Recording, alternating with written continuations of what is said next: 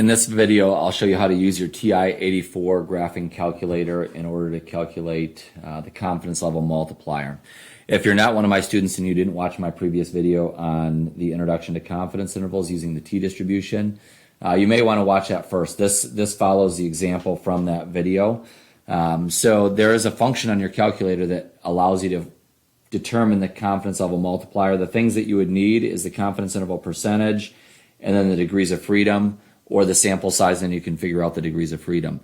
So to get to the function that we're going to use, we're going to go to second, and then this VARS button right here, which brings us to the distribution menu when we press the second button.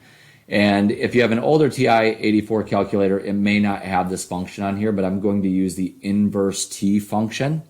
So I'll go ahead and select that. Now the area that it's asking for, this is the cumulative area from the left of the distribution.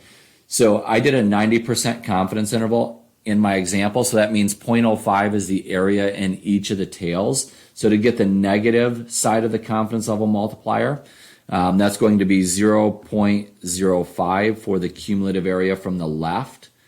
And then the sample size was 8, so my degrees of freedom are going to be 8 minus 1, which is 7.